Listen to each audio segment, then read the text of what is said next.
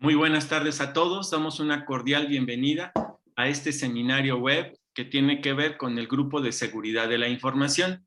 El día de hoy tenemos un tema interesante también relacionado con aspectos legales y la tecnología. Estamos hablando de prevención de fraudes en el ámbito digital. Y es así que en este ciclo de ciberseguridad en instituciones educativas lleva a esta sesión especial también con abogadas, y es por ello que pues en adelante pues trabajaremos, pero gracias a la conducción de nuestro querido Gabriel Aguilar, del Grupo de Seguridad de la Información, que está en la Universidad Autónoma Metropolitana y quien pues además tendrá el gusto de presentar a nuestras dos invitadas. Ya tenemos a la primera en la cabina, solo falta que se integre la segunda, pero pues Gabo, te paso la palabra para que presentes a nuestras invitadas de lujo. Gracias, José Luis.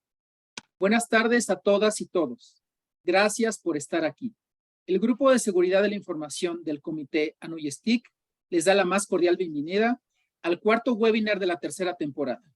El webinar de hoy tiene como título Prevención de fraudes en el ámbito digital. Las ponentes invitadas son la doctora Anaíbi Becerril Gil y la maestra Elizabeth Tenorio Reyes. A continuación, una semblanza de cada una. La doctora Anaíbi Becerril Gil es académica, especialista en temas de Derecho y Tecnologías de la Información y las Comunicaciones, ciberseguridad y derechos humanos. Es experta académica de la región Latinoamérica en la Regional Consultation with Non-Governmental Experts on Cyber Issues, del Grupo de Expertos Gubernamentales sobre los avances en el campo de la información y las telecomunicaciones en el contexto de la seguridad internacional de la ONU, UNGGE por sus siglas en inglés. Es representante del sector académico regional en las reuniones del Grupo de Trabajo de Composición Abierta, OEWG, por sus siglas en inglés.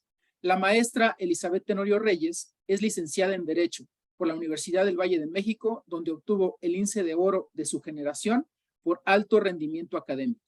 Es maestra en Derecho Procesal Penal, con especialidad en juicio oral por el Centro de Estudios Superiores en Ciencias Jurídicas y Criminológicas. Se ha desempeñado como secretaria proyectista de sentencia en el Juzgado 41 de Paz Penal en la Ciudad de México. Ha sido capacitada por la OEA en Derecho Internacional, aplicable a operaciones cibernéticas y gobernanza de Internet. Cuenta con una certificación en la búsqueda de información en la red pública de Internet para la investigación policial, además de cursos en transparencia, acceso a la información y datos personales por el INAI. Gracias a ambas por su contribución para el fomento de la cultura de seguridad de la información, uno de los objetivos de ANUYESTIC. Gracias a la audiencia por hacer comunidad con nosotros. Por favor, expresen sus preguntas a través de la sección Preguntas y Respuestas de la plataforma Zoom. Cedo la palabra a las invitadas. Adelante, por favor. Pues muy buenas tardes tengan todos ustedes y les agradecemos mucho el estar con nosotros y poder compartir este espacio justamente para hablar de los temas que hoy día nos pudieran aquejar, porque bueno, lo que es el patrimonio para nosotros siempre es algo bastante importante y primordial. Vemos que el panorama en el uso de las TICs pues, es transversal a todas las materias y es importante el rol de las empresas, de las organizaciones y cada una de estas entidades gubernamentales también que pueden verse afectadas en el patrimonio en el pago de las personas, de nuestros activos. Entonces, siempre es importante saber que el uso de estas tecnologías y de la comunicación, pues bueno, también ha generado un aumento en las amenazas y que pues se pueden aprovechar de diversas vulnerabilidades para la obtención de ciertos beneficios económicos, como les decía al inicio, tener un agravio o un perjuicio de nosotros.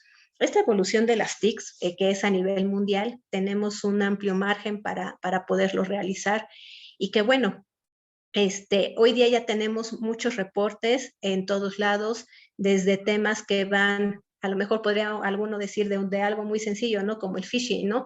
Pero cómo se va construyendo el phishing, de qué son este tipo de términos técnicos, hasta otros problemas que también son a nivel mundial, como es el ransomware. Entonces, todo este tipo de problemas aquejan desde el ciudadano, desde el usuario que nos conectamos a través de un dispositivo, desde un teléfono, hasta las grandes empresas, ya sea privadas o bien gubernamentales. Podemos ver también que derivado de la pandemia, pues bueno, hubo un aumento, ¿no? Se han tocado en muchísimos foros, ¿no?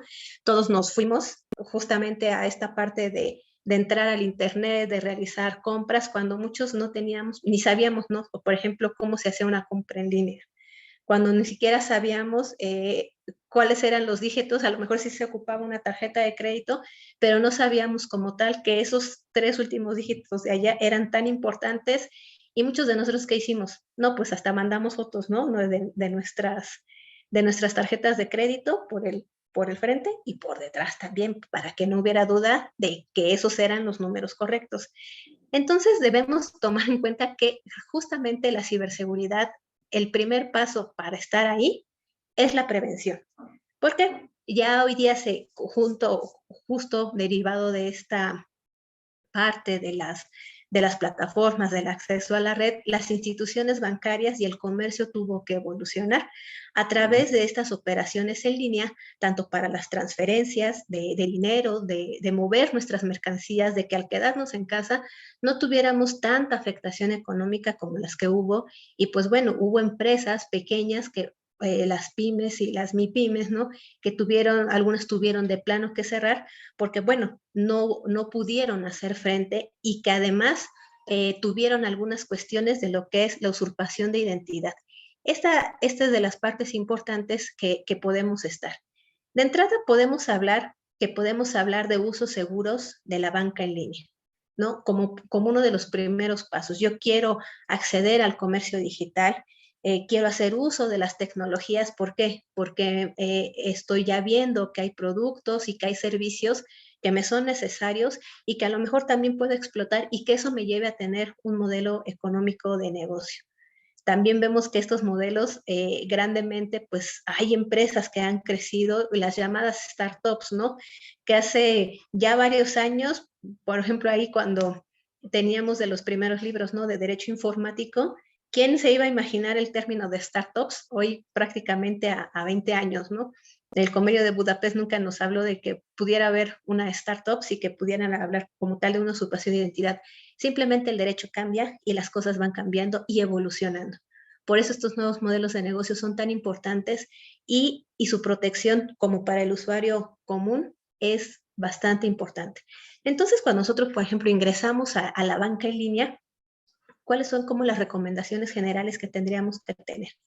Pues bueno, tener un sitio oficial del banco, cerciorarnos de esta parte, que sea esto, ¿no? A veces por ahí alguien comenta, ¿no? Que entramos a la red y ponemos el nombre del banco y agarramos como el primer buscador y no nos fijamos que esa sea la URL, la dirección electrónica correcta del banco y que sea la que nos va a permitir realizar estas transacciones.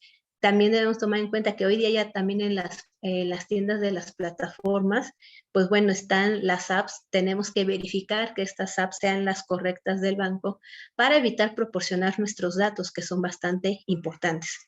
Otra de las partes que nos han recomendado es que podemos desactivar en el navegador la opción de recordar contraseña.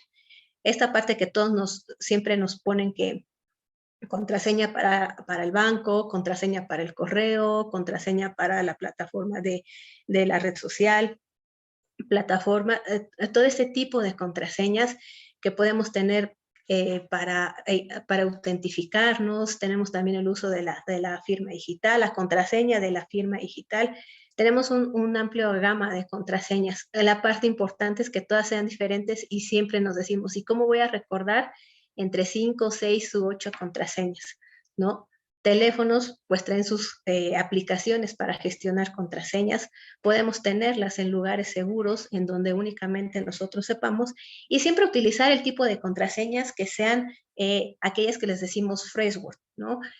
No utilizar, siempre ha habido reportes, ¿no? De estas contraseñas, de las más comunes, ¿no? Del 1 al 6, del 6 al 1, el día del cumpleaños de mi hijo, ¿no? Y además nuestros perfiles, por ejemplo, asociados a nuestras contraseñas, por ejemplo, un perfil de Facebook, publicamos que este día tenemos toda nuestra información pública y decimos bueno, que finalmente mi hijo nació el 20 de enero de 1990 y justamente a través de esta ingeniería social o de la información que nosotros mismos proporcionamos en las redes, pues bueno, estamos proporcionando los insumos para que alguien o con un delincuente que tiene el tiempo suficiente disponible para aprovechar y para explotar este tipo de información, pues bueno, pueda empezar a vulnerar nuestra identidad. Entonces, también otras de las recomendaciones justamente por esto es no abrir correos electrónicos o ventanas emergentes cuando estamos hablando de la aplicación de un banco. Esto los bancos comúnmente no lo hacen y pues bueno, hay servicios que justamente de las entidades bancarias que envían estas notificaciones. Hoy día también se ha visto que los teléfonos específicamente de las instituciones bancarias, pues nosotros pensamos que el de la institución es 555-2036 y así está en nuestra tarjeta, por ejemplo.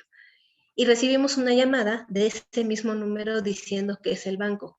Finalmente también hay herramientas en las que nos dicen que usurpan esta parte de identidad del banco a través de apps que son de herramientas gratuitas y son libres y que entonces, vaya, ¿qué es lo que sucede? Que tenemos, por cierto, el número del banco y nos empiezan a pedir otra vez nuestra información. Aquellos 3 números que están al reverso de la tarjeta, aquellos NIPS y que nos permiten realizar retiros de manera física en los cajeros. Entonces es muy importante tener esta parte en cuenta. ¿Por qué? Porque es necesario que también tengamos la suficiente confianza de poder explotar las tecnologías de la información y realizar la compraventa de productos y servicios a través de Internet. ¿Por qué? Porque finalmente esta es una actividad que facilita nuestra vida cotidiana y también, pues bueno, aumenta estos riesgos de tener algún fraude en línea. De manera general, hemos estos tiempos también escuchado términos como el phishing, el smishing y toda esta parte que a veces podemos comentar que es el ishing y que no sabemos realmente qué es, ¿no? Podemos ver que está publicado realmente la parte de un banco, ¿no? Por ejemplo, llamemos un Banco Santander o la página de BBVA, pero bueno, podemos desconfiar si estos bancos nos mandan los que son suscripciones gratuitas, algún comunicado falso, un correo alarmante, ¿no? Si en este momento tú no me proporcionas tus claves y si no cambias esta cuenta, todo tu dinero va a ser transferido a una cuenta bancaria diferente. Entonces nosotros por el miedo justamente de perder esta parte de nuestro patrimonio, ¿qué es lo que realizamos? Pues bueno, empezamos a proporcionar los datos de manera de forma que uno se alarme. Y bueno, también cada una en etapa, ¿no? Cuando estamos hablando del Buen Fin o a finales de diciembre, que es cuando más recursos económicos hay, eh, tienden este tipo de mensajes a replicarse, ¿no? Tu nómina va a ser cambiada, si no recibiste o si ves que este no es un aviso en el que tú confías, da clic aquí, ¿no? Entonces, sí, efectivamente, no confío y le voy a dar clic ahí. Y ese clic ahí implica que se instale un malware o un virus en mi dispositivo y entonces pues tenga yo un tipo de afectación. Entonces, finalmente, ¿qué es lo que han hecho instituciones bancarias, entidades públicas y entidades privadas? Unir esfuerzos para replicar esta parte de prevención de algún fraude. Y es importante identificar cuándo estamos ante un fraude y cuándo estamos tal vez ante otro tipo de delito que pudiera ser algún tipo de extorsión. En un fraude simplemente nos van a decir que te estamos engañando, nos estamos haciendo pasar como el banco, o te llamo y te digo que soy del banco, que te estoy ofreciendo un teléfono. Obviamente no vamos a comprar teléfonos de gama alta, ¿no? Como los iPhone y demás, bueno, todo este tipo de dispositivos electrónicos comparado con unos que son sumamente bajos. El precio de entrada nos está diciendo que es una parte de engaño y nosotros también tenemos esta responsabilidad de ver, siempre nos dicen, por ejemplo, en las campañas para prevención de justamente de fraudes, que vayamos a hacer previo a las ofertas un comparativo de precios. Entonces, si tenemos un dispositivo de gama alta en 30,000 pesos, 35,000 pesos, ¿no? De manera común, el hecho de que nos los ofrezcan promocional únicamente para un tipo de enganche de 2,000 pesos y después en 15 días te va a llegar y nada más tienes que depositar otros 7,000 pesos, estamos hablando prácticamente de un fraude. Y pues bueno, esto pasa no solamente con dispositivos electrónicos, pasa con automóviles, con otro tipo de sonidos, barras de sonido, demás, toda esta parte que está afectando el comercio. Simplemente, pues bueno, otra de las cosas que hemos visto es que estos correos alarmantes, por ejemplo, ubico alguno que dice, hola, debido a los cambios recientes en nuestra política de correo, tu información y tu contraseña por tu seguridad personal debes confirmarla a través de este enlace, porque es posible que nuestro equipo haya perdido tu información. Entonces, si el enlace no te funciona, intenta copiarla y pegarla y aperturarla en otro navegador. Simplemente tampoco las plataformas como los correos electrónicos nos piden este tipo de información, que demos nuestras credenciales de acceso. Y cuando finalmente nos empiezan a dirigir justo al link en el que no esperamos entrar, pues se nos despliega la parte y en lugar, por ejemplo, de decir Facebook, dice FaceLock, ¿no? O en lugar de decir Santander, dice santander.com.mx, que no tiene, por ejemplo, nada que ver con el banco. Hay muchas partes, por ejemplo, para identificar un correo de fraude, y es de entrada que también a veces nuestro correo ni siquiera de manera habitual reconoce al usuario.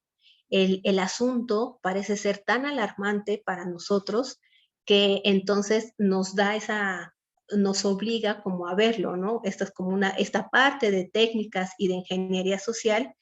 Y los mensajes también no son personalizados. No podemos saber si el correo de Javier.Hernández es efectivamente Javier, o a lo mejor es Javi, ¿no?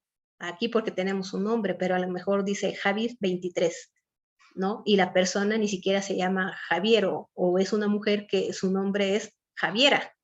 Y entonces ese correo nunca va a ser personalizado para nosotros porque no nos está dando de manera inicial y únicamente de forma inicial nuestra identidad. Entonces vamos a tener que no hay mensajes que vengan personalizados para nosotros. También tenemos en algunos casos, para identificar este tipo de correos fraudulentos, que puede haber una firma falsa, y que, pues bueno, hasta puede firmarlo la secretaria de Gobernación, ¿no? Que nos quiere vender un automóvil, o puede decirnos, ¿sabes qué? Pues es el CEO del Banco X, ¿no? Del Banco del Atlántico, que bueno, hoy día ya no existe, ¿no? Entonces va a ser como, a mí me llama el CEO principal del Banco del Atlántico, entonces no. Esto es justamente esta parte que intentan sorprendernos y engañarnos. Eso es algo muy importante al momento de la presentación de las denuncias. También podemos ver que vienen archivos adjuntos al correo que comúnmente ni siquiera el banco nos lo facilita. Cuando nosotros hemos elegido a lo mejor una modalidad de paperless en los estados de cuenta del banco, pues sabemos que mes con mes pues nos va a llegar. Y si ahora el banco te dice, oye, ¿sabes qué? Pues va a ser como un poco raro que tengas este tipo de modalidad, y entonces además te mande estados de cuenta fuera de tus periodos, o sea, no sería factible. Además, algunos bancos han implementado huellas digitales especiales, a lo mejor por voz, y te autorizan, y tú les autorizas a ellos justamente también a través de este tipo de huellas biométricas el envío de esta información, pero también es previo consentimiento del banco. Entonces, bueno, por ejemplo, ahí podemos encontrar justamente sitios de instituciones gubernamentales como Hacienda, como por ejemplo el SAT, que se da mucho esta parte de usurpación de identidad cuando se presentan las declaraciones, y te regresamos a los 5 días, ¿no? Si la presentas, te regresamos, y entonces todo el mundo la empieza a presentar, y es cuando el ciberdelincuente, pues bueno, realmente aprovecha estas partes para hacer los ataques.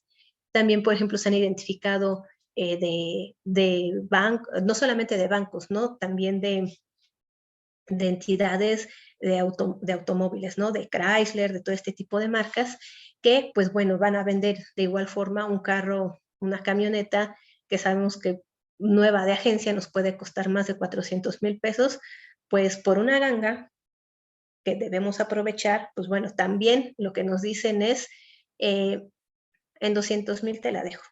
Y si me das en un solo pago y a lo mejor solamente apártala con 15,000 pesos, no pasa nada. Entonces es momento de estar alertas en esta situación. Pero ¿qué pasa y cuál es una materia prima y que es bastante importante y primordial para este tipo de fraude? Los datos personales. Nosotros como personas, y ahora sí que individuales, como al ser dueños y poseedores de nuestros datos, es de las partes que más debemos de cuidar. Hemos visto, por ejemplo, también en la tienda de Facebook Marketing y demás, que te dicen, ¿sabes qué? Yo te voy a imprimir el certificado COVID. Te lo voy a dar en una tarjetita para que todos los lugares en donde te lo puedan pedir, pues bueno, ya no tengas que estar cargando una hoja y se te daña, a lo mejor llueva y se te moje. Yo te lo imprimo. Pero al reverso también yo te puedo imprimir tu RFC, te puedo imprimir tu tipo de sangre, te puedo imprimir tu fecha de nacimiento para que tengas todos esos datos y tú a lo mejor si eres una persona de la tercera edad, no se te olviden al momento en que vayas al banco y te los pidan. Entonces, ¿y cuánto cuesta esta impresión? Cuesta 30 pesos. No pasa nada, es una tarjeta y es impresión. Y justamente teniendo esta parte de curiosidad por saber cómo operan este tipo de personas que se dedican a la impresión de esta parte, pues les preguntamos cómo era, si tenían un aviso de privacidad y también cómo podían gestionar los datos personales que se les entregaban para hacer la impresión. Entonces decían que ellos pues no necesitaban como que el aviso de privacidad porque en cuanto ellos imprimían, borraban los datos. Ah, me parece excelente. ¿Y cómo los borras? Pues nada más, aquí le doy borrar. Sabemos que eso no implica que no conozca nuestra información.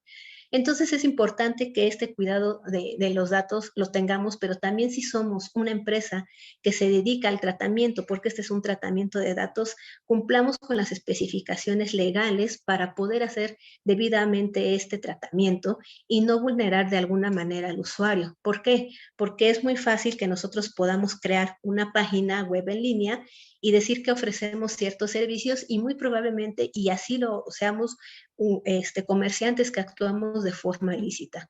Entonces, para que nuestro actuar no se pudiera confundir con esta parte, pues bueno, vamos a identificar una página fraudulenta porque a lo mejor también el dominio es incorrecto, ¿no?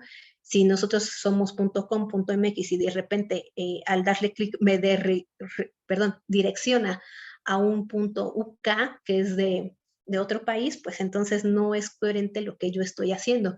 Y a lo mejor yo como empresa sufrí algún tipo de usurpación de identidad que están aprovechando porque también sucede mucho mi comercio y mi imagen para que otra persona haga uso de él y entonces sí, efectivamente empiece a captar datos personales y empiece a captar hasta dinero y al momento en que venga una denuncia por parte del usuario, entonces yo reciba únicamente la afectación legal cuando no lo tengo.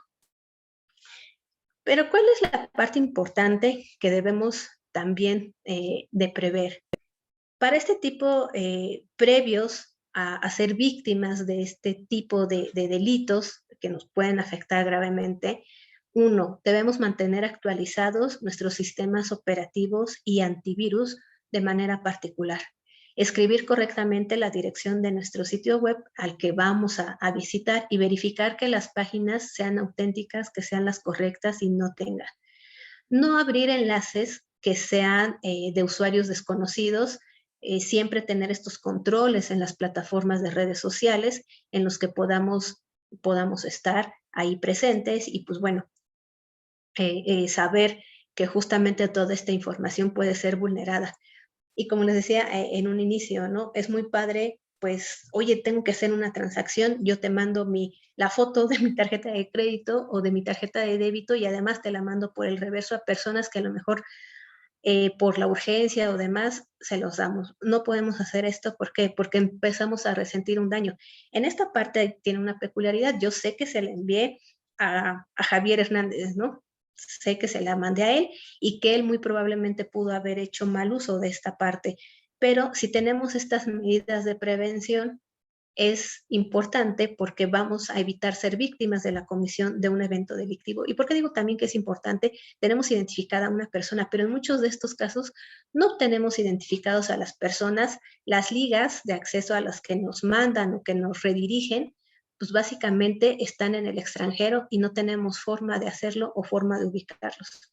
Y bueno, si ya al final, después de toda esta parte que nos pudieran estar extorsionando, como hoy día también hay aplicaciones que se dedican al fraude, ¿no? En la parte que esto se ha exponenciado mucho en los últimos meses de los préstamos, ¿no? Estas aplicaciones de préstamos que han sido reportadas ya varias veces a las policías y a la gente del Ministerio Público y que hoy día se está viendo también esta denuncia ante este tipo de plataformas. ¿Qué ocurre a lo mejor con este tipo de sitios?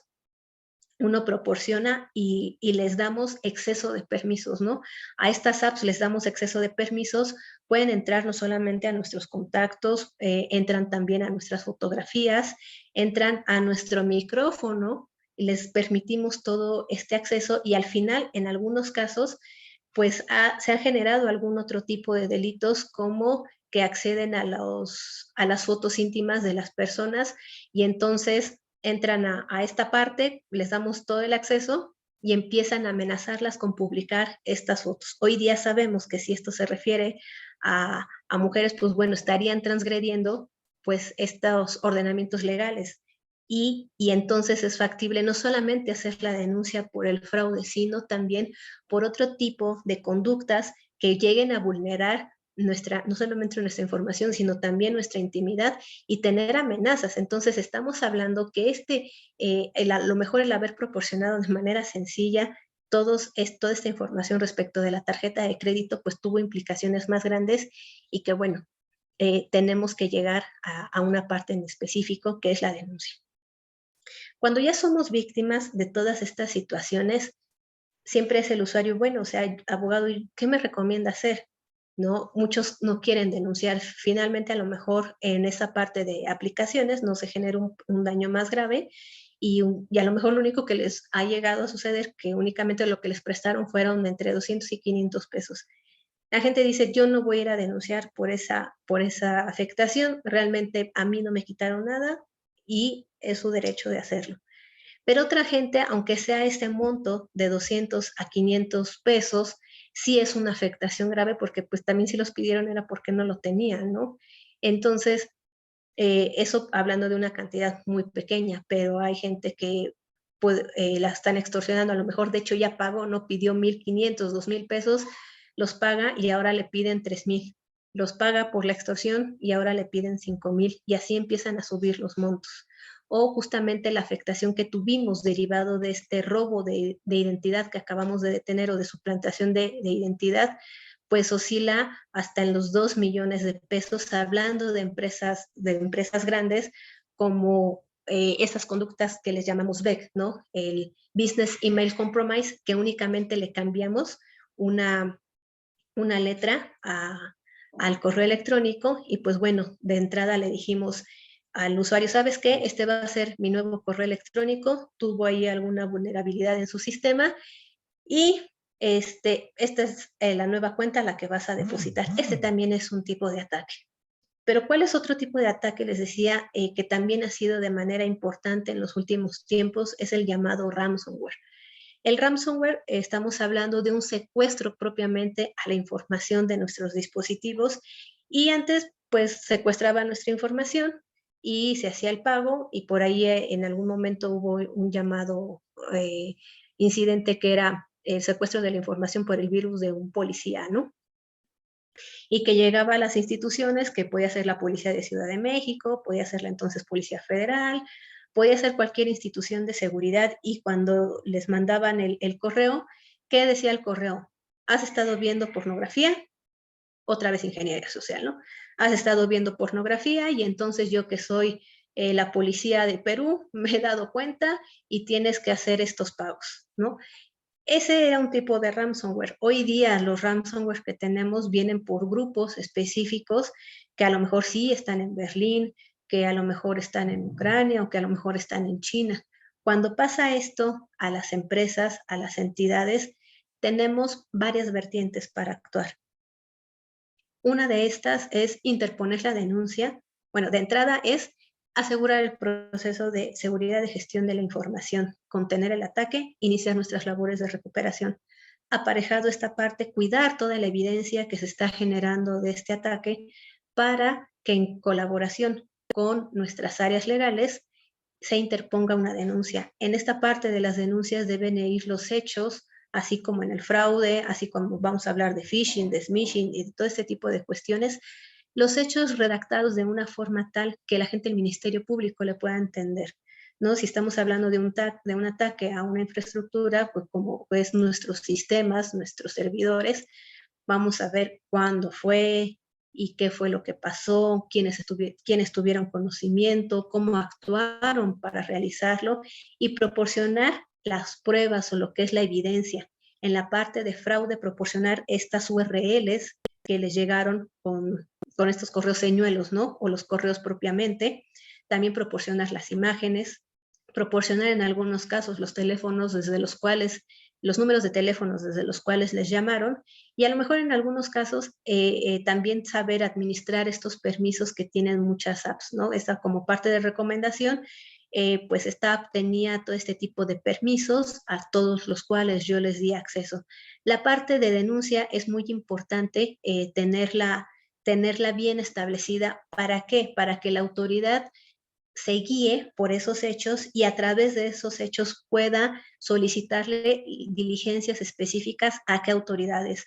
Saber si le va a solicitar al banco información, saber si le va a solicitar a alguna de los policías la investigación de un perfil o de un número de teléfono o de una cuenta de correo electrónico, saber a qué plataformas puede dirigirse para saber cuáles eran los permisos y a lo mejor también darle parte de esta información al INAI, que ellos también tienen unas facultades de investigación cuando se les denuncian estas partes, porque el mismo INAI ha sancionado a apps de préstamo, pero que son legítimas y que las ha sancionado por a lo mejor justamente por este exceso de permisos que no cumplen con los principios de licitud, ¿no?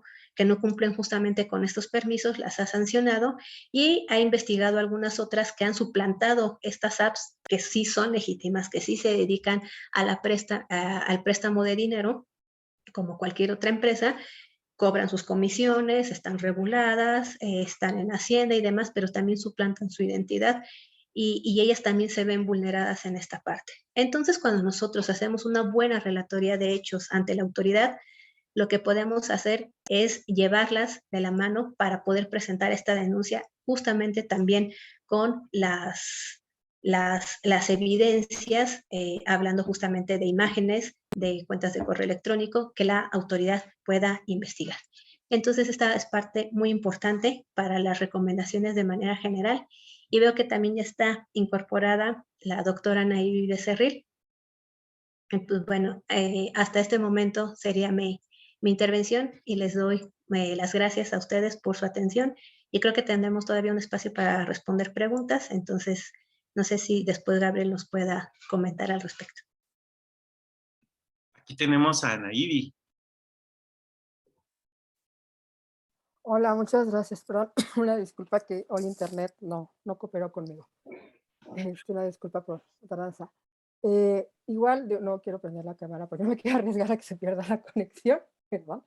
Pero justo ahorita retomando un poco lo que comentaba Elizabeth, y les puedo comentar un poco de la experiencia desde el ámbito de protección de datos personales, es que como usuarios, en verdad, muy pocas veces ponemos atención al tema de nuestros datos personales y con quién compartimos nuestra información.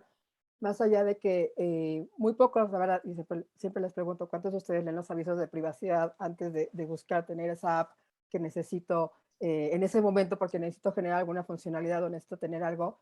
Y muy pocas veces realmente lo hacemos. Entonces, creo que la importancia de, primero, conocer nuestros derechos como titulares de datos personales resulta muy importante. ¿Por qué? Porque a partir de ese conocimiento de derechos es que nosotros también podemos ejercer esos derechos. A final del día, los procedimientos que se pueden llevar a cabo a través del INAI para el reconocimiento, para la protección de ejercicio, derechos ARCO, perdón, que es el derecho de acceso, rectificación, cancelación y oposición, son procedimientos relativamente sencillos. El punto es de que también nosotros como parte bueno, ser titulares, es muy importante que echemos a andar la maquinaria, ¿no? Así como muy pocas veces se denuncian delitos con lo que sea referencia también Elizabeth, muy pocas veces nosotros como usuarios acudimos ante el INAI para ejercer nuestros derechos o defensa de nuestros derechos ARCO, que al final del día resultan necesarios. Yo les preguntaría, por ejemplo, ¿cuántos de ustedes, y ahí sí me pueden decir, alguna vez han ejercido sus derechos ARCO ante alguna plataforma digital? ¿No? Dígase, he solicitado el acceso a mi información, he solicitado la rectificación de mi información, he solicitado, no sé, me he opuesto al ejercicio a que se utilicen mal mis derechos, sobre todo el derecho de oposición. La cancelación, exactamente. Por ejemplo, el derecho de oposición, yo siempre comento que es un derecho muy, muy noble, porque el hecho de que nosotros o una entidad, un organismo, digas el sector público, porque también aplica para el sector público o sector privado, tenga nuestros datos personales porque la ley así lo establece o porque se requieran para brindarnos un servicio o producto, no significa que puedan utilizar nuestros datos personales con finalidades diferentes. Y creo que eso es muchas veces lo que nosotros pasamos de largo. Sucede mucho que a veces nos llaman para ofrecernos hasta el seguro del perico, ¿no? Que el seguro de tal y del seguro de tal y del seguro de tal. Y sucede, insisto, es un ejemplo que por lo menos he visto que sucede mucho, pero si yo agarro y les digo, quiero ejercer mi derecho de oposición en donde yo me opongo a que utilicen mis datos personales con fines secundarios, como pueden ser finalidades de marketing, es una forma que yo controlo la información y controlo quién está compartiendo la información. Porque muchas veces, si nosotros, imagino que lo hemos hecho, nos hemos detenido a leer los contratos de adhesión que nos dan para brindar ciertos productos y servicios y que firmamos todo, por la prisa que tenemos y no leemos la letra chiquita de contrato.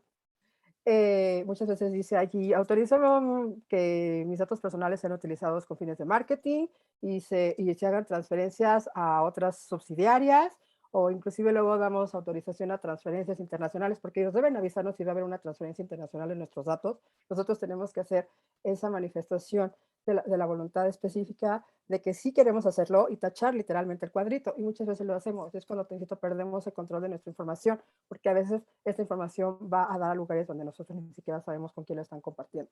Entonces, ese ejercicio justamente del derecho de oposición, donde yo me opongo a que utilicen mis datos personales con finalidades secundarias o finalidades distintas a las principales que deben venir en el aviso de privacidad, es justo retomar un poco ese control de nuestra información para evitar que haya, si llega a haber alguna brecha de seguridad o que se vulneren estos datos personales en una subsidiaria o con alguien que se hayan compartido, insisto, yo pueda controlar mi información. Por eso hablamos de ese derecho de autodeterminación informativa, en donde yo pueda tener ese control de la información y a partir de ese control de la información yo pueda también prevenir o disminuir la posibilidad de que suceda justamente este tipo de situaciones. Hacía referencia también hace un momento la maestra Elizabeth sobre ransomware y demás, pero yo les puedo compartir algo que sucedió hace poco tiempo y que también la maestra Elizabeth sabe, que lo estuvimos ahí revisando. Sucede hasta las mejores familias. Me llegó un anuncio de WhatsApp de un familiar donde decía, hola, soy tal, ya cambié mi número. Y dije, ¡ja! Y luego le escribí a su número de WhatsApp directo.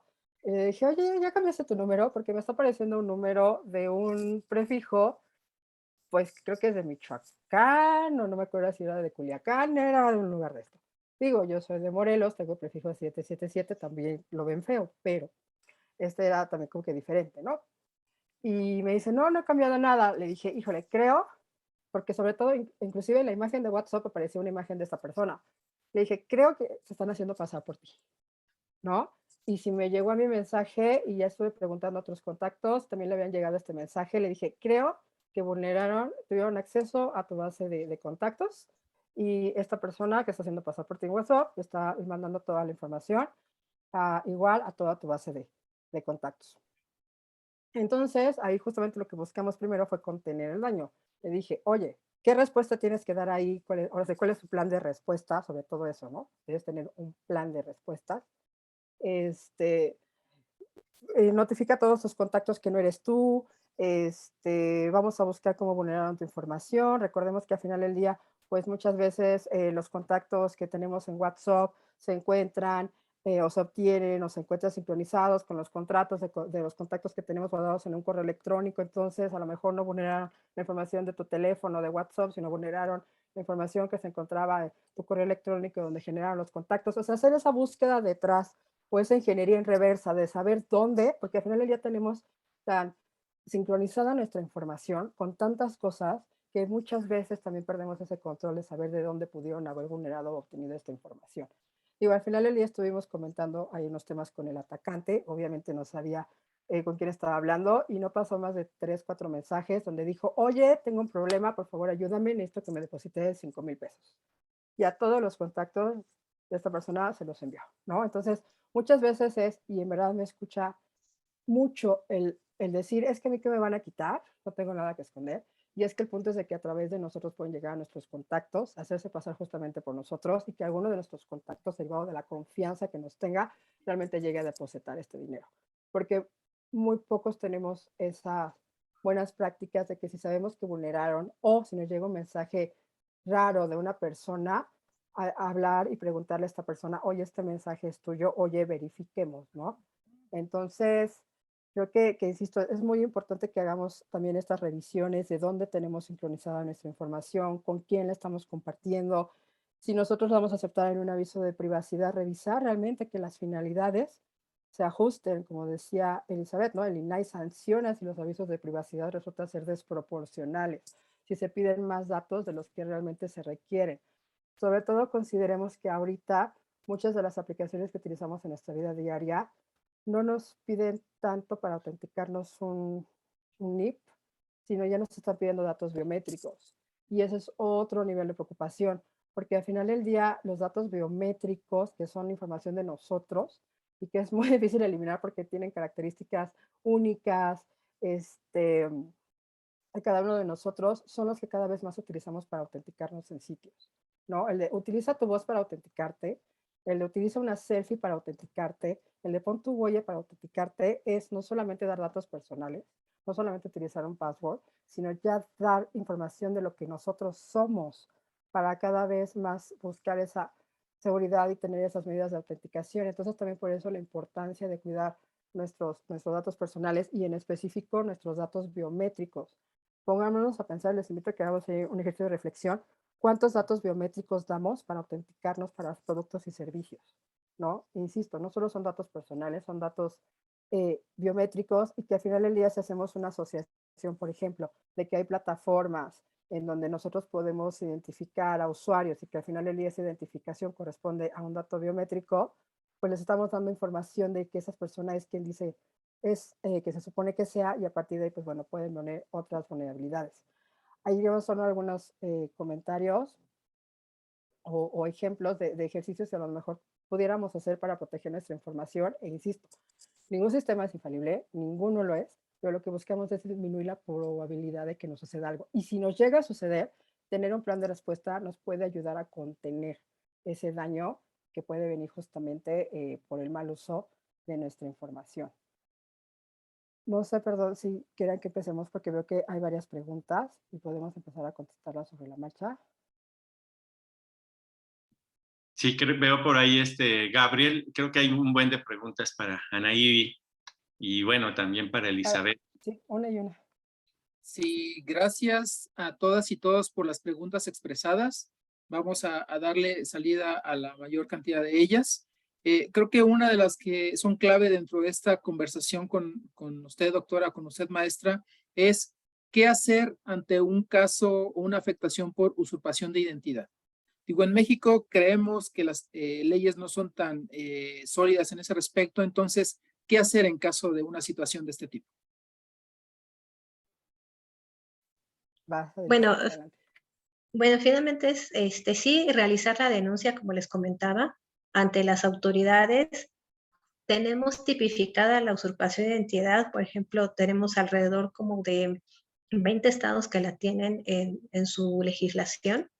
A nivel federal, eso sí, no se encuentra la usurpación de identidad y en algunos estados tratan la usurpación de identidad únicamente referente a temas bancarios, ¿no? Entonces, a veces sí puede resultar un poco complicado llegar ante la gente del Ministerio Público y que te digan, oye, de entrada, pues necesito ver si me toca conocer de tu averiguación. Una de las recomendaciones y que muchas veces nosotros tratamos de hacer es presentarla en línea, presentar esta parte de usurpación en línea, y ahí ya la fiscalía te dice, puedes ir, tienes 3 días para venir a ratificar la denuncia, te puede decir, ¿sabes qué? Este tema no lo puedo ver en línea, te tienes que presentar. Cuando ya llevas un comprobante así, esté el Ministerio Público que esté, digo, hay unos ministerios públicos que luego te pueden recibir los hechos, pero hay otros que no. Cuando tú les llevas ese comprobante y les dices, vengo a denunciar estos hechos, a lo mejor están creando una página de fraude de mi empresa en mi nombre, y vengo y te presento la denuncia, ¿no? Entonces se puede acudir de esta forma ante el Ministerio Público.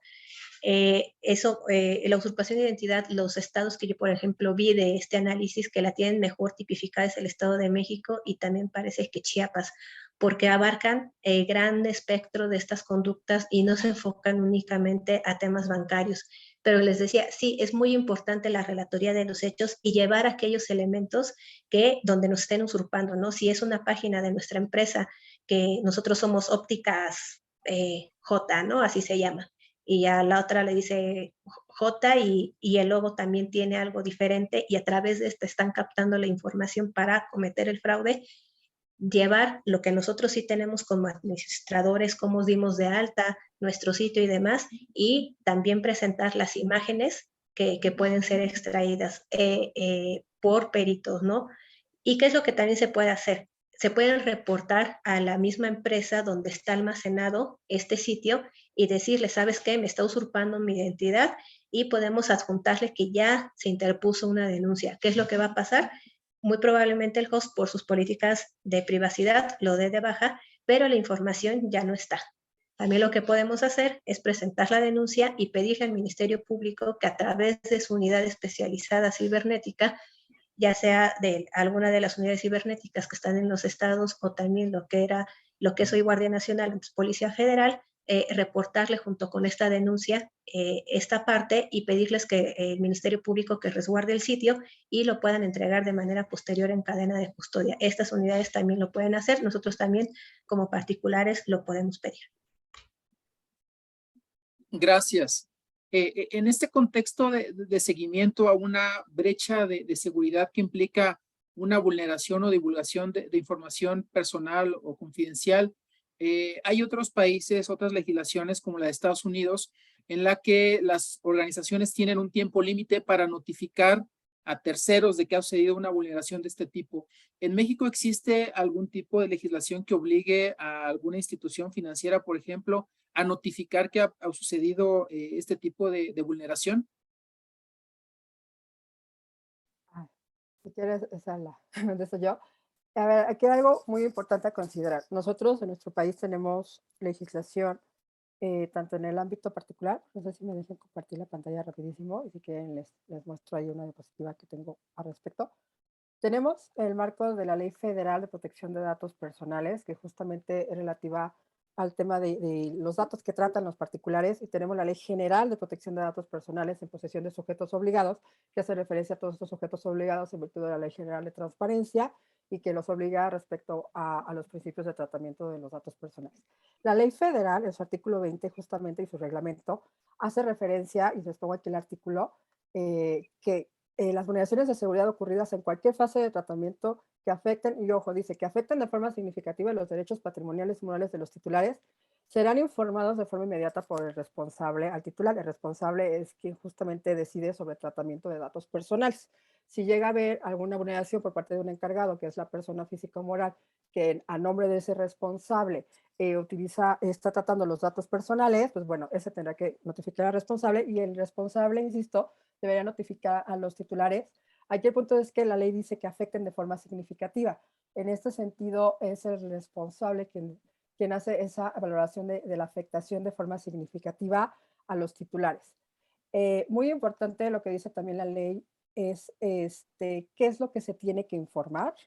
O sea, el comunicado que se dé, y esto también es bien importante, el tener un tema de comunicados respecto a vulneraciones de seguridad o brechas de vulneraciones de datos personales. Eso es bien importante porque eso puede ayudar a disminuir el impacto tanto reputacional como fomentar la desinformación y otros puntos que pueda tener la entidad responsable.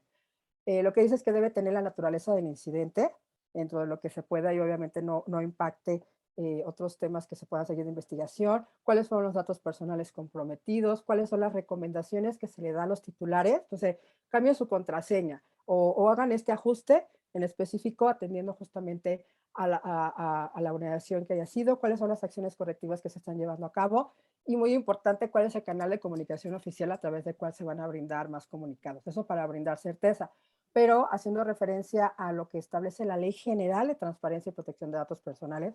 Recordemos que al final del día la Ley General también es aplicable a varias instituciones de educación superior.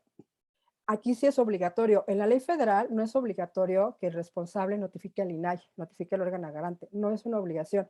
Pero aquí en la ley general sí es una obligación, atendiendo al artículo 39 de la ley general, de que no solamente se notifique al titular, sino se notifique, dígase, al INAI o al órgano garante del estado que corresponda esa vulneración.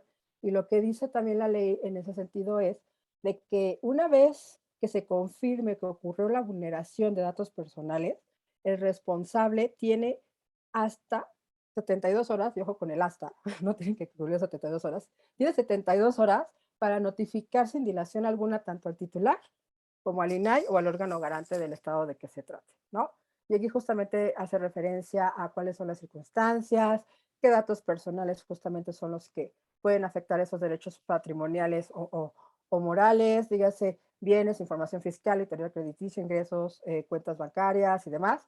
Y también hace referencia el artículo 39 a cuáles son esos requisitos, ¿no? ¿Qué debe contener esa notificación que se haga al instituto? Entonces, en este sentido, Banxico también dentro de la regulación sí obliga a las instituciones bancarias a tener este tipo de comunicados cuando ha habido vulneraciones. Eso más que nada por la regulación específica que tiene Banxico con los bancos, en este caso también CNBV que le pone a los bancos, pero dentro del marco general que tenemos nosotros en México, la ley federal obliga a notificar a los titulares, no así al órgano garante, y la ley general sí obliga a notificar tanto al titular como al órgano garante. Gracias, doctora. Estefanía Rodríguez pregunta, ¿cómo se puede reportar a alguna institución de posible fraude y cómo se puede identificar si realmente es falsa? Durante la presentación, la maestra Tenorio comentaba que hay sitios que a veces están suplantando la identidad de otros. Creo que se me perdió un poquito el audio. ¿Puedes repetir esa pregunta? Claro, la pregunta de Estefanía es, ¿cómo se puede reportar a alguna institución de posible fraude y cómo se puede identificar si realmente es falsa? Usted comentaba durante la presentación que alguien monta un sitio con la cara de alguna otra institución y resulta que se llevó los datos, pero al final no es la institución que decía ser. Esta parte, en las direcciones electrónicas, puede aparecer que en lugar de que diga Banco Santander, o la dirección, por ejemplo, santander.com.mx, dice Santander, ¿no? Y como no leemos esa parte completa porque es Santander, y entonces lo redirecciona, ¿no? O por ejemplo, puede ser, ¿no? Que justamente alguna entidad bancaria haya sufrido algún tipo de incidente de seguridad y va a aparecer su página, la que es la real, la que es buena, y al momento de acceder a ella nos redirecciona a un link que no tiene absolutamente nada que ver con el banco. Entonces, en lugar de seguir la cadena de caracteres justamente del banco, nos direcciona, por ejemplo, a tutovía, ¿no? Así dice, tutovía.com.uk, ¿no? Pero ¿cómo? O sea, si yo estoy entrando a Banco Santander, ¿por qué me redirecciona ya al momento que yo quiero entrar a información de mi tarjeta de crédito? Entonces es importante saber, tener los controles arriba en la dirección de las URLs, saber que los puertos HTTPS de manera segura, que también tienen sus candados digitales y que toda esta parte de la información en las direcciones electrónicas nos va a dar una certeza más de que tenemos una página cierta a la cual poder entrar. Y en un contexto de ingeniería social, si nosotros entregamos la información de manera voluntaria, aunque derive de un engaño como ese que ahora describe, tenemos argumentos jurídicos para poder hacer algún tipo de demanda o de denuncia de que nos fue robada la información si nosotros la entregamos voluntariamente. Dentro del contexto de las preguntas, el maestro Hugo Pablo Leiva, académico de la Universidad Autónoma Metropolitana, comenta o hace una analogía.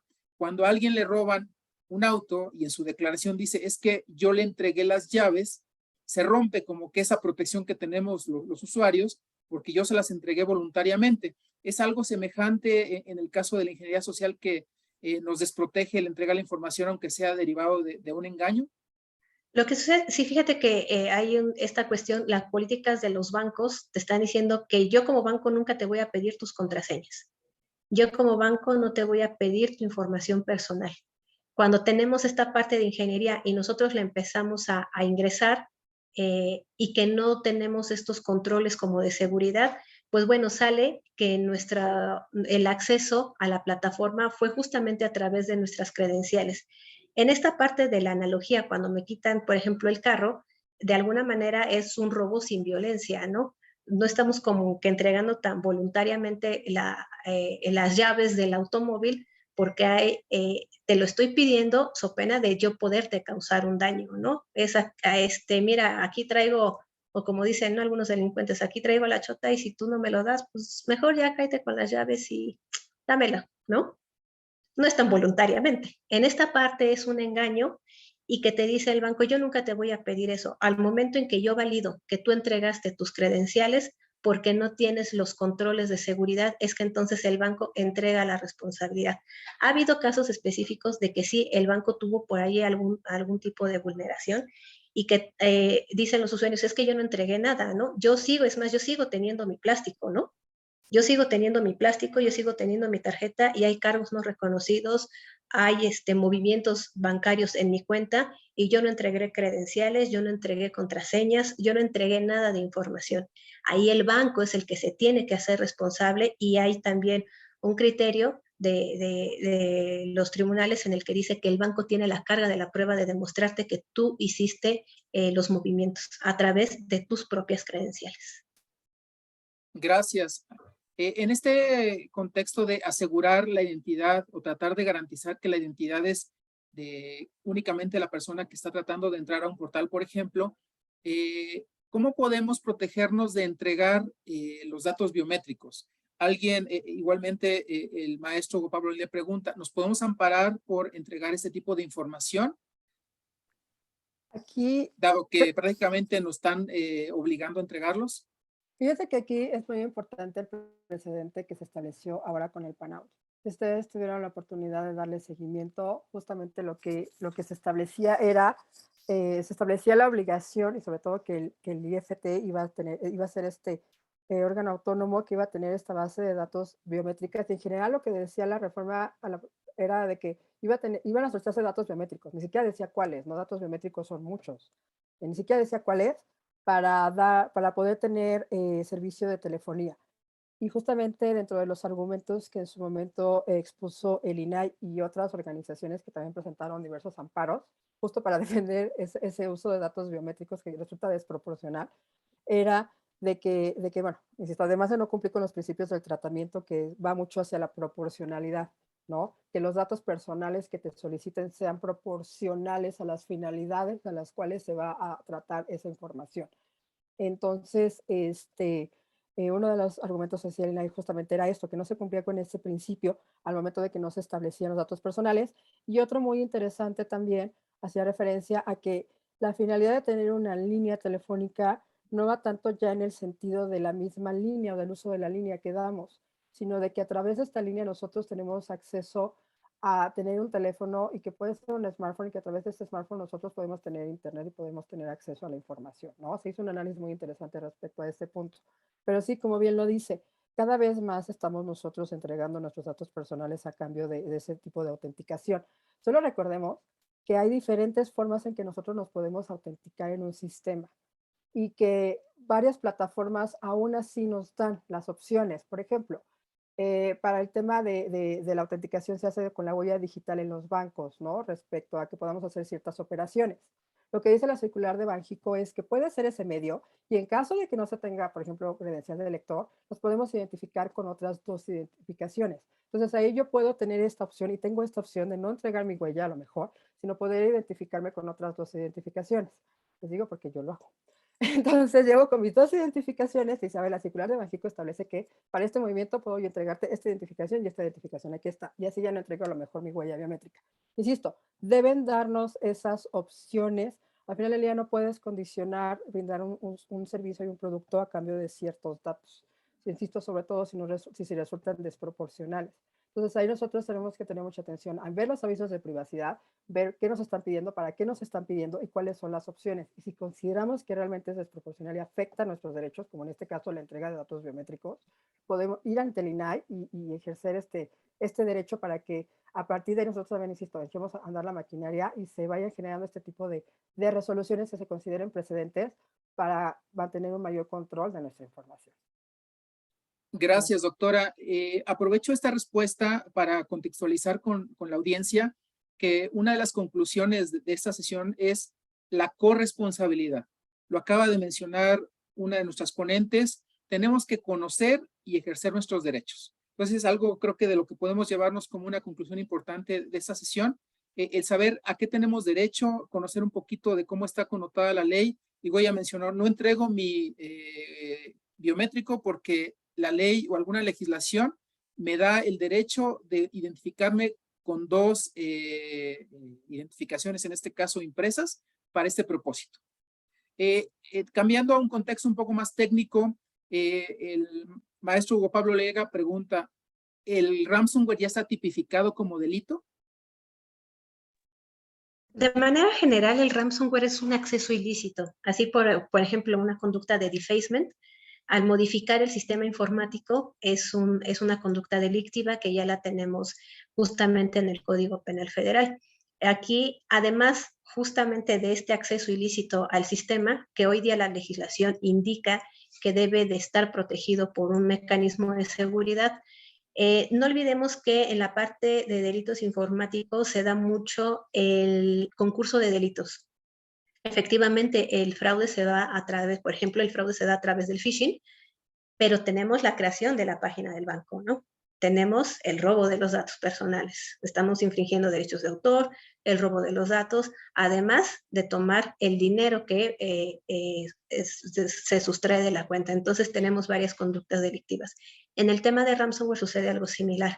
Primero te vulnero el sistema a través de un acceso ilícito, que a lo mejor sí está, en este caso que está protegido, tiene todos sus mecanismos de seguridad, aún así entro. Una vez que te secuestro la información, te empiezo a extorsionar. ¿Para qué? Para que hagas algo o dejes de hacer algo y yo obtener un lucro indebido. Hoy día el tema de ransomware se maneja en bitcoins, en este tipo de monedas, y que nos dicen necesito 5 millones de bitcoins, ¿no? O 5,000 bitcoins y todo eso, y accede a esta liga porque si no te voy a atacar también el día de mañana. Muy probablemente esa liga es la que termine de materializar el ransomware que a lo mejor el atacante no pudo hacer, no lo sabemos. Pero de entrada ya estamos hablando de un acceso ilícito al sistema. Gracias, maestra Tenorio. En el contexto igualmente de controles técnicos, algunas instituciones bancarias ofrecen la descarga de una herramienta de antivirus como parte de la protección del entorno a donde hacemos el acceso digital. ¿El tenerlo nos da algún tipo de protección o de garantía en caso de una controversia de robo de identidad? Es decir, me robaron mi información. Digo, tal vez yo la entregué voluntariamente por un phishing que se pudo haber protegido al haber instalado este antivirus que me recomienda la propia institución bancaria. ¿Es eso? Realmente hay muchísimos tipos de antivirus. Hay desde las versiones gratuitas hasta las más complejas, pero como decíamos, nada es infalible, ¿no? O sea, si a lo mejor yo fui al banco, ¿no? O sea, yo tengo desconfianza, tanto voy al banco y el mismo banco me dice, instala este tipo de antivirus que te va a proteger. Yo lo instalo, acredito que lo instalo y finalmente, como bien lo dijo la doctora Naivi, ningún sistema es infalible, ¿no? todos tienen ahí algún tipo de vulnerabilidad. Lo que podemos demostrar como usuarios, si ya estamos hablando de un tipo de ingeniería social, entonces nosotros mismos estamos rompiendo la seguridad del antivirus, ¿no? Le estamos quitando ese poder que tiene de protección el antivirus. Si hablamos de ingeniería social con antivirus ya no lo va a detectar, ¿no? Simplemente yo le voy a dar el permiso al archivo que a lo mejor el antivirus puede detener de manera inicial. Pero podemos, la parte más importante es resguardar nuestros datos personales, tratar de identificar justamente estos sitios que pueden ser fraudulentos, y si tenemos duda en que el banco a lo mejor nos está llamando, colgamos y llamamos específicamente al banco para solicitar este tipo de información.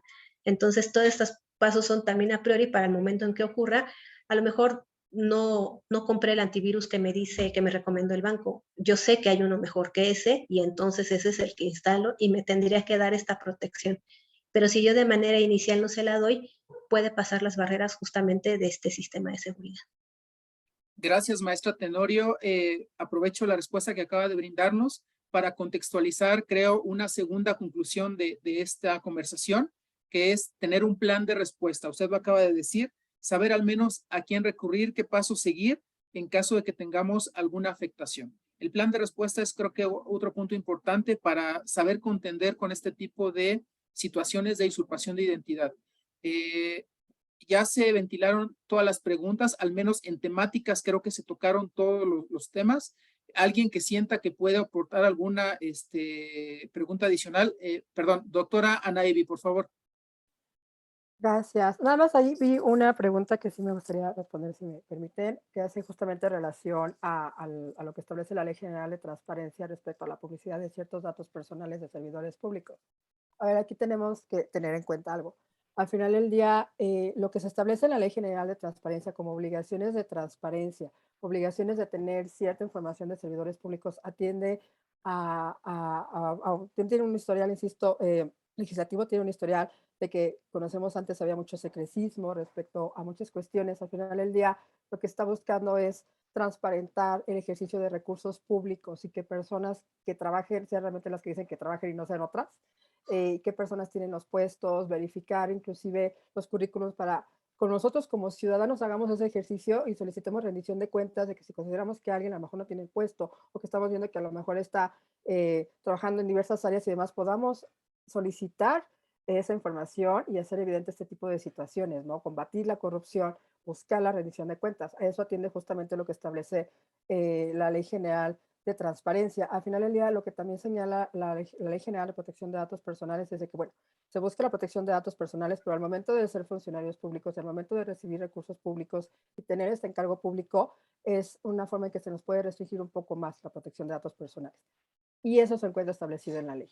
Entonces, eso más que nada tiende, insisto, a este background y esta necesidad social de combate a la corrupción, transparencia y sobre todo rendición de cuentas de los servicios públicos. Y ahí nada más, no sé si me permitan, ahorita en el contexto de lo que comentaba la maestra Elizabeth Tenorio, creo que, y bien lo decía, esto es una corresponsabilidad. Creo que nosotros como usuarios debemos ser conscientes de con quién compartimos nuestra información, pero más que nada tener ese control de nuestra información. Apenas también me enteré de un caso de una persona de que tenía su cuenta bancaria y no la revisaba, ¿no? No revisaba su cuenta bancaria. Y después varios meses después se dio cuenta de que había tenido se había estado sacando dinero de su cuenta. Cargos. Sacaron menos de 1,800 pesos. Al final del día, ese tipo de banco específico, nosotros sabemos que nuestro banco hay hasta cierto monto donde no se nos notifica si ha habido alguna operación, ¿no? No sé, 200, 500 pesos y demás. Y el hecho de que estuvieran haciendo este tipo de transacciones y que le llegara una notificación, porque no, insisto, de todo los montos nos llega notificación, pues obviamente que ya presentó la denuncia, ya notificó al banco, pero va de nuevo, nosotros tenemos que hacernos también responsables de nuestra información y dar seguimiento a nuestra información y proteger nuestra información. Y rápido nada más, no sé si me permite rapidísimo compartirles esto dos para dejarles Adelante, por favor, doctora. Dejarles un ejercicio webinar de es suyo. tarea. Un ejercicio de tarea de fin de semana, no sé si ya conocen estas páginas. Esta.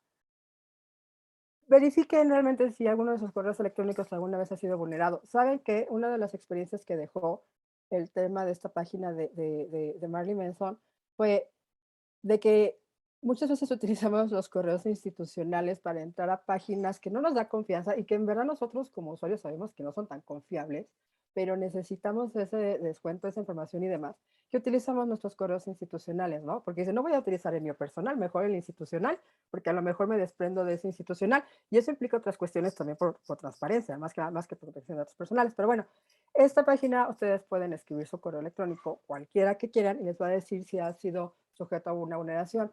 Lo que hacen, esta página la creó un ingeniero experto en seguridad de la información en Australia. Lo que hace es de que todas las vulneraciones de datos personales que ha habido y que se publican, pues se las conjunta en una sola base de datos. Entonces nosotros podemos buscar si en algún punto alguno de nuestros correos ha sido vulnerado. Entonces creo que hacer también esos ejercicios, así como vamos a hacer el ejercicio de revisar las llantas del carro y el aceite, que sirva el freno, hacer estos ejercicios de cambiar la contraseña cada 3 meses, no usar la misma contraseña en todos los sitios y verificar o googlearnos si quieren y verificar si nuestro correo ha sido sujeto a alguna vulneración, debería ser parte de nuestros hábitos, porque lo hacemos con nuestros carros, ¿por qué no hacerlo con nuestros correos, que es algo más personal? Y este otro sitio que se llama ¿Qué tan segura es tu contraseña? Que al final del día lo que ustedes hacen es poner una contraseña cualquiera y les va a decir qué tanto tiempo perdón, ¿en cuánto tiempo podría romperse esta contraseña, ¿no? O podría descifrarse esta contraseña. Va de nuevo, no hay ningún sistema 100% infalible, no lo hay. Y desafortunadamente la principal vulneración está entre la computadora y la silla, por la ingeniería social, por el desconocimiento, por muchas cuestiones. Entonces, hacer estos ejercicios, en verdad, insisto, deberían ser parte de nuestro día a día. Yo siempre les digo, o les comento también, no sé, el fin de semana que nos reunimos en familia, vamos a hacer una actividad de cambiemos las contraseñas todos, ¿no? O vamos a revisar nuestros correos si han sido vulnerados, o googleemos para ver qué aparece de nosotros en Internet. Creo que son ejercicios que deberíamos empezar a incorporar para también enseñar a nuestros niños, niños y adolescentes y adultos mayores a cómo poder estar un poco más seguros. Muchas gracias. Gracias, doctora. Gracias, maestra. Apareció una pregunta, igual si nos pueden apoyar con la respuesta en el contexto del caso de los cargos no autorizados. La pregunta dice, en el caso de un perito en informática, ¿cómo puedo argumentar la defensa de una víctima de transferencias no autorizadas en un juicio contra un banco? Si la víctima asegura que no fue quien autorizó y el banco dice, de acuerdo a sus bitácoras, que sí, pero fueron hechas a lo mejor desde una ubicación geográfica de acuerdo a su direccionamiento de red, que no coincide con el usuario. Mira, por ejemplo, yo ahí te recomendaría que antes de llegar, por ejemplo, hasta allá, verificaras si específicamente cómo fue el acceso, ¿no? O sea, como esa es como la parte intermedia, casi final. Primero, ella te dice, pues es que yo no entregué nada, ¿no? A ver, entonces es preguntarle al usuario por qué nos ha pasado y si han dado la información. Te voy a decir por qué. ¿Cómo entraste? ¿A qué página? ¿Cuándo fue la última vez que entraste a tu plataforma como autenticándote bien, ¿no? O sea, como tu usuario. Entonces de ahí te van a decir, no, pues es que a lo mejor entré a esta página del navegador y ya de ahí siempre hago la transacción. Entonces está como raro, ¿no? También puedes revisar el equipo de cómputo que tiene, hacerle justamente a lo mejor un preforense a esta parte y saber qué es lo que hiciste, ¿no? Saber qué es lo que hizo el usuario para que tú también estés seguro hasta dónde puedes llegar. Ya una vez que tú verificaste que efectivamente no se realizó, no entregó algún tipo de credencial y demás, entonces ella va a decir, pues yo estaba en Morelia, ¿no? Te digo que el banco tiene la carga de la prueba de demostrarte que sí ingresó con tus propias credenciales. Entonces ahí vas a decir, pues bueno, o sea, dime cuáles son las IPs, tú ya me dijiste que está aquí y que está allá, es imposible que si ella te está haciendo un retiro, si ella vive en Ciudad de México, uno de los retiros, una de las transferencias sea en Guadalajara y la otra me den Chetumal. Entonces es ver mucho cómo está el caso, pero vete desde allá para que tengas todo el contexto y lo tengas completo y tengas poder cómo argumentar cualquier cosa que el banco te pueda hacer, porque tú tienes todo el contexto completo y el banco solamente una parte. Y en este contexto, ¿hay alguna jurisprudencia o algún antecedente como para basarnos que hay un referente de cómo contextualizar o presentar el caso de defensa? Sí, de hecho, ahorita la estaba buscando, en donde te dice que el banco tiene esta obligación de demostrártelo a ti. La estoy buscando y si me lo permiten, si en este momento en lo que dura todavía la actividad no la encuentro, se las proporciono para que a lo mejor al usuario se la pudieran hacer llegar o lo pudiéramos poner de alguna manera más adelante. Si quieren, les Gracias. puedo mostrar cómo buscarla. Ya me dices tú, Elizabeth, cuál es. Para ser más asertivos, hacía referencia a una jurisprudencia. Si le ponemos, bueno, banco transferencia, podemos encontrar, hay varias que justamente hacen referencia. Está. Sí. Transferencias electrónicas bancarias, es esta, ¿no? Sí. Ajá, si quieres ahí para que les comentes. Y es jurisprudencia aparte, o sea que es obligatoria. Exacto. Aquí dice justamente en los hechos, dice la fiabilidad del mecanismo por el cual se efectuaron las transferencias electrónicas de recursos mediante la utilización de plataformas digitales. Así, uno estimó que cuando el cuentaviente niega haber dado su autorización al banco para realizar la transferencia y la institución de crédito afirma que sí recibió la instrucción correspondiente al primero, corresponde al primero demostrar que el sistema que opera las firmas electrónicas, uno, carece de fiabilidad y por tanto que su cuenta fue saboteada electrónicamente, mientras que otro sostuvo lo contrario, ¿no?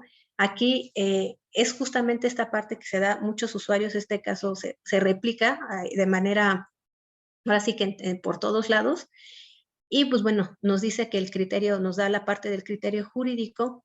La Suprema Corte determina que no puede presumirse la fiabilidad de la banca electrónica a partir de la mera acreditación de que una transferencia se llevó a cabo utilizando un determinado mecanismo de autenticación.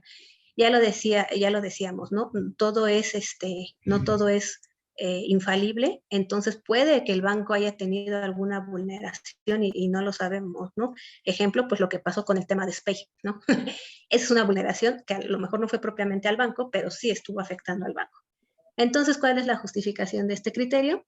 Nos dice, las disposiciones aludidas establecen la previsión de contenidos mínimos para el funcionamiento de la banca electrónica, tratándose de las transferencias de recursos, dentro de los que se destacan la introducción de mecanismos complejos de autenticación. B, el establecimiento de operaciones con las cantidades dinerarias máximas, la necesidad de registrar previamente de las cuentas de destino como un periodo mínimo que debe transcurrir antes de poder realizar la transferencia y la obligación de generar comprobantes y notificar al usuario de este tipo de transacciones. Muchas veces, y de hecho fue hace muchísimos años, como hace 7 años, que sí conocí a una persona, una chica, que recibió en su cuenta una notificación de que querían hacer una transferencia. Entonces decía, ya qué raro, porque pues yo aquí tengo mi cuenta y demás, y no lo hice. Le llega otro mensaje de texto, porque lo tenía vinculado con la seguridad, y decía, este NIP es para que hagas tú la transferencia y la transacción. Nunca lo ingresa. Y al final, y me acuerdo mucho porque fue un día de quincena, entonces al final ella primero ve que la institución le deposita y a las 2 horas aparece que ya no tiene dinero. Y fue justamente a la Conducef, por ahí vi que alguien lo puso, fue justamente a la Conducef y alegó toda esta parte de que pues ella tenía el código que le había mandado el propio banco, que nunca lo ingresó y que ella se encontraba en este momento, o sea, por ejemplo, en Ciudad de México y la transferencia apareció en Tula, Hidalgo, ¿no? Que aunque esta persona era justamente sí de allá, pero ella físicamente estaba aquí. Entonces, al final, ya con esta queja de la Conducef, todavía no estaba este criterio de la Corte, le devolvieron el dinero. Entonces, sí es posible argumentar toda esta parte, por eso te decía, lo vamos desde antes, ella como sabía cómo pudo haber cómo hizo el ingreso, entonces relata desde que está aquí y tú puedes relatar desde que todo lo que ella hizo y siendo imposible, pues que ella haya hecho todas esas transferencias electrónicas apoyados en estas tesis. Gracias, maestra Tenorio, doctora Becerril, muchas gracias.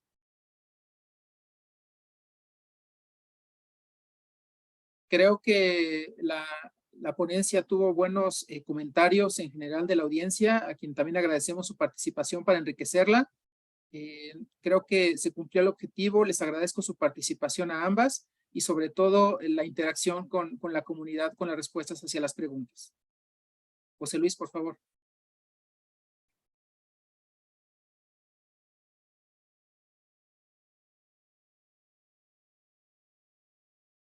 Considero que se agotaron los temas considerados y podemos terminar la sesión del día de hoy. pidiéndoles que se mantengan en sintonía con el Grupo de Seguridad de la Información del Comité ANUYSTIC para seguir haciendo comunidad con nosotros. Excelente ponencia, de verdad.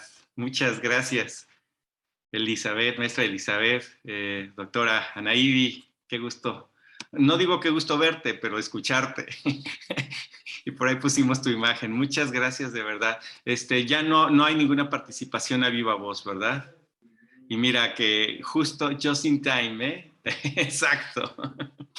Prácticamente exacto. Pues agradecer a todos la presencia. Ahorita pues hubo más de 100 personas conectadas. Creo que es un tema que pues a todos nos interesa mucho conocer.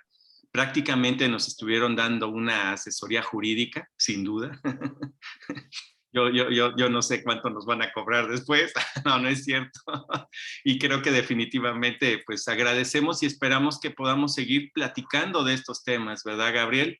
Y creo que hay mucho por aprender, mucho por tener conocimiento de causa, y creo que de verdad tenemos grandes áreas de oportunidad, empezando por la prevención, que yo creo que es la más importante de todas, pero también tener conocimiento de causa en caso de que sucedan estos incidentes, definitivamente, que a cualquiera de nosotros nos puede pasar. Entonces estemos preparados.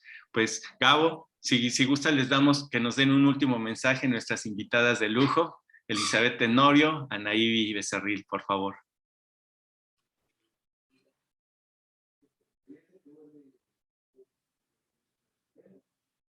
Ciberseguridad la hacemos todos, así que los invito siempre a tenerlo presente. Muchas gracias a todos. Gracias, maestra Tenorio. Muchas gracias de nuevo y disculpen la tardanza, la demora en entrar. Digo, al final del día, la protección de la protección de nuestra información, de nuestro patrimonio, de nuestros datos personales empieza por nosotros, ¿no? Como bien lo comentábamos, es una corresponsabilidad. El gobierno no lo puede hacer solo, las instituciones no lo pueden hacer solo, la primera línea de protección somos nosotros.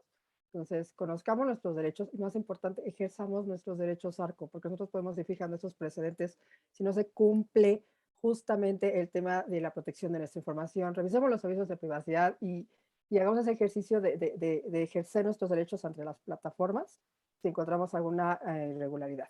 Entonces, quedamos a la orden y de nueva cuenta, muchísimas gracias por la invitación. Gracias, doctora Becerril. Y gracias a la comunidad que nos acompañó. Y gracias a ti, Gabo.